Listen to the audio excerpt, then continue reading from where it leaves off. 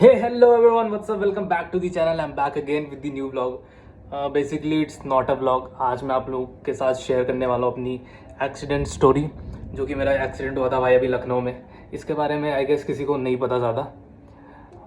तो यही आज के व्लॉग में आपको बताने वाला हूँ, कैसे हुआ, कब हुआ। So let's go. And story बताने से पहले मैं ये चीज़ बता दूँ आप सबको कि अभी आई एम ऑल गुड।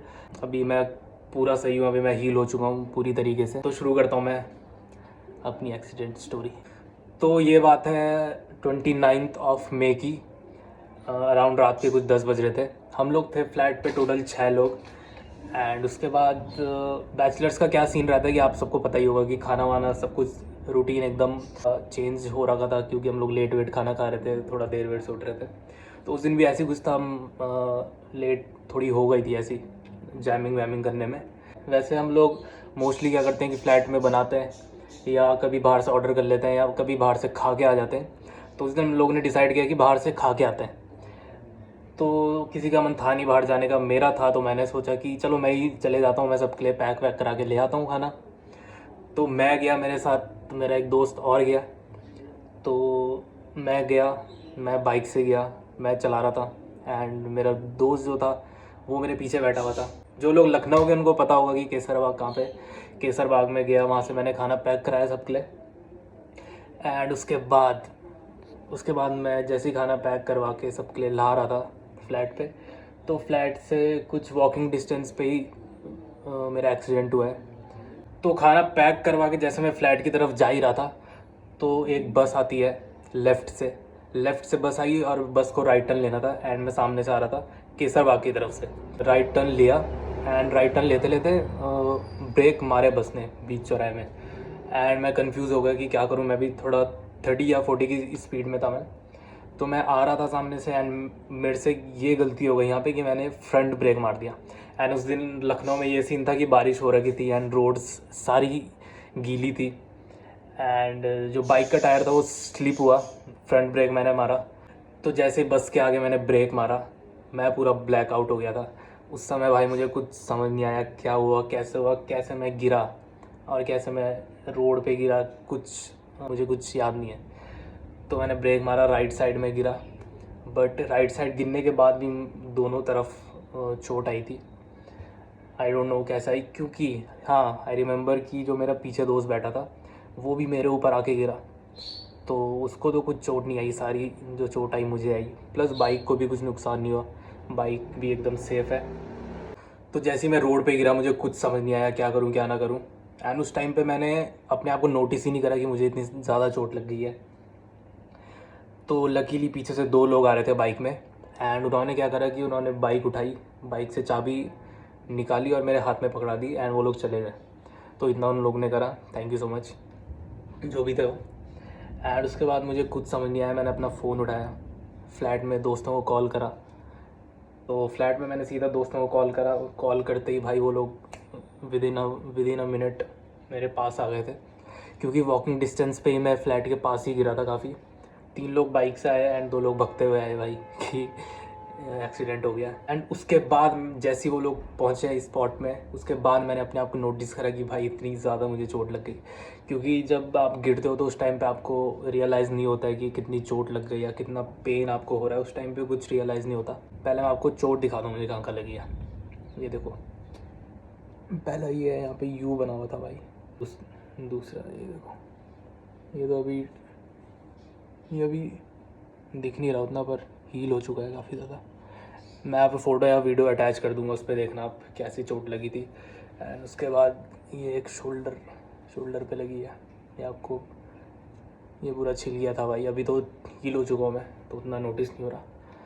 तो दोस्त लोग वहाँ पे स्पॉट पे पहुँचे एंड उसके बाद मैंने अपने आप को नोटिस करा कि इतनी चोट लग गई है, खून बह रहा है हर कोनी से।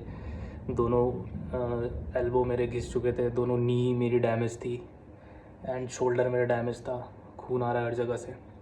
एंड उसके बाद प्लस मेरा जो चश्मा था उसका एक लेंस पता नहीं रोड में कहीं गुम गया था, वो दोस्त लोग पता नहीं ढूंढ के लाए।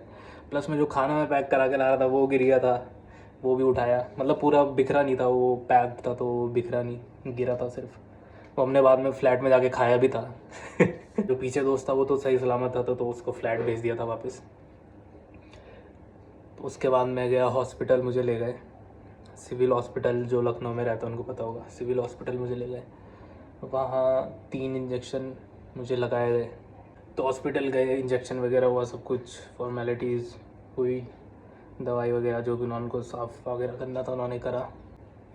तो इतना था मेरा एक्सीडेंट स्टोरी। तो उसके बाद मैं आया फ्लैट पे।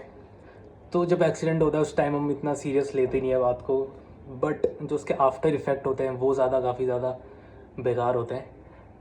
तो मैं ये बताना चाहूँगा कि उसके बाद का जो 1-2 हफ्ते थे भाई, वो काफ़ी ज़्यादा डिस्टर्बिंग थे मेरे लिए, क्योंकि मैं हिल नहीं पा रहा था अपनी जगह से। मैं सोता था तो एक करवट पे नहीं सो पाता था, सीधा सोना पड़ता था मुझे, एंड मैं कुछ कर नहीं पा रहा था खुद से।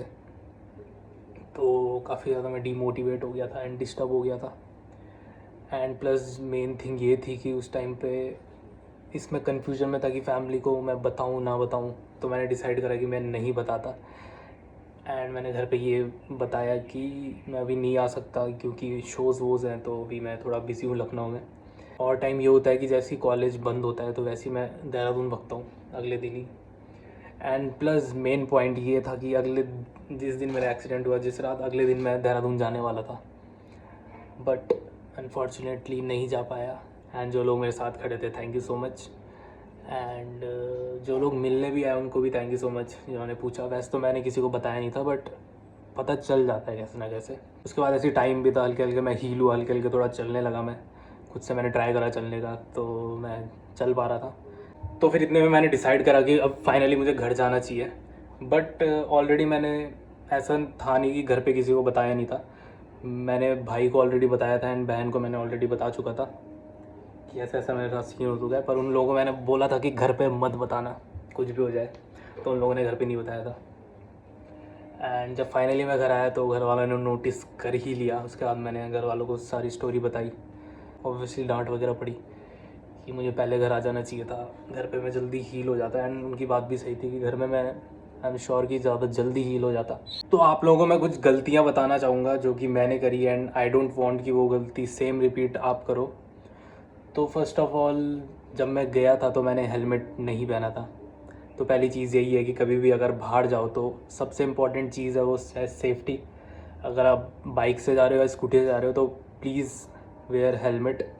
वो पुलिस से बचने के लिए नहीं है, वो आपकी सेफ्टी के लिए है। एंड वन मोर थिंग, मेरे फेस पे भी लगी थी, इसीलिए मैं बोल रहा हूँ हेलमेट ज़रूर पहने। अब तो भाई मैं हेलमेट पहन के निकलता हूँ, कहीं भी निकलता हूँ। सेकंड चीज़, कपड़े अगर आप फुल पहन सकते हैं तो ज़रूर, मतलब जितना आप बॉडी को कवर कर सकते हैं उतना कवर करके निकलो। क्योंकि मैंने हाफ़ कट पहना हुआ था एंड नीचे से शॉर्ट्स में गया हुआ था मैं, इसलिए मेरे दोनों घुटने और छिल गया मैं हर जगह से।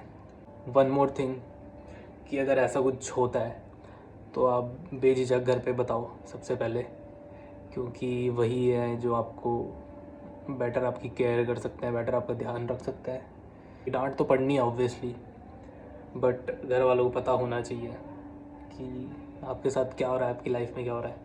तो आज 24 जून एंड ऑलमोस्ट इस एक्सीडेंट को 1 महीना होने वाला है।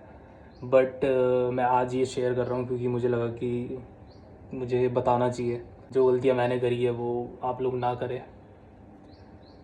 एंड अभी मैं आपको ये बता दूं कि अभी मैं पूरा हील हो चुका हूँ, अभी मैं चिल कर रहा हूँ, अभी मैं सेफ़ हूँ।